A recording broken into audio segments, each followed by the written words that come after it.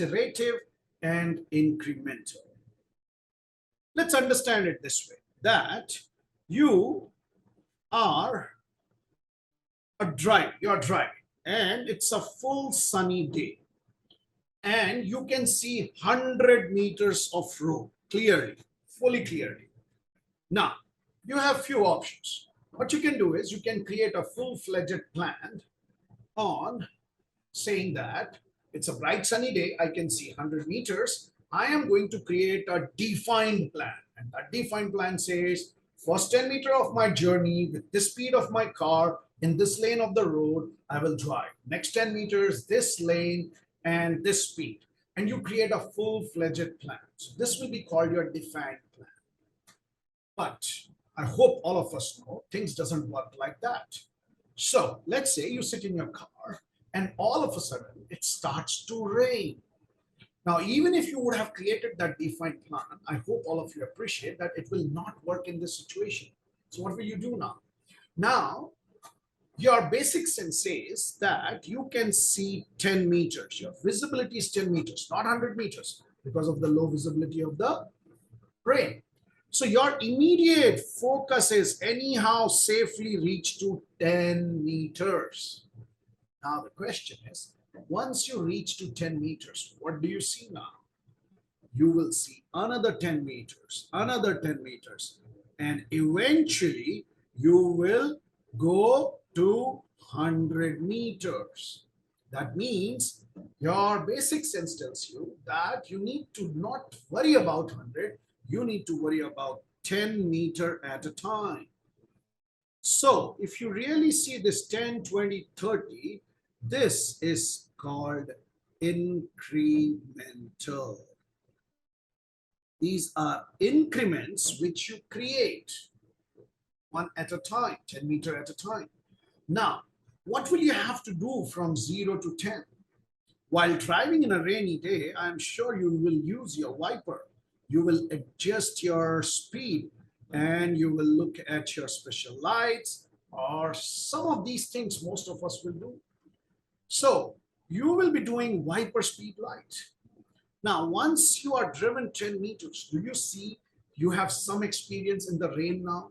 Can you make decision basis what your experience is and leverage your experience for the next 10 meters? And again, leverage your experience for the next 10 meters. So this is called, this repeated nature of work is called iterative nature of work. It's called iterative nature of work. So if you really see the way you are going from 0 to 100 is by iteratively doing work called Viper speed light and building these increments of 10, 20, and 30. So this is called iterative and incremental. Right? So now let's take an IT example. Some of you might be from IT. Let's assume for a minute that you are building an e-commerce website. So what happens now?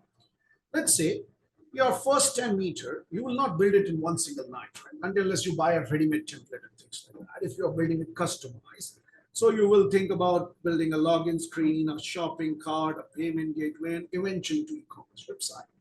So what will you do from 0 to login, right? What will you do? You will do analysis, you will do coding, and you will do testing. These are some of the things which you will do. So similar to Viper speed light. Now, when you will go and build your login screen by doing analysis, coding, testing, what would you like to do?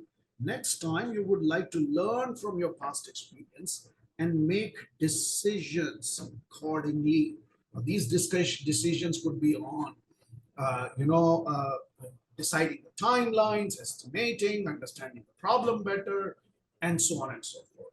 So my dear friends, this repeated nature of work, analysis, coding, testing is called iterative nature of work, and you build small increments. For example, login, shopping cart, payment gateway, and eventually your e-commerce website. Now,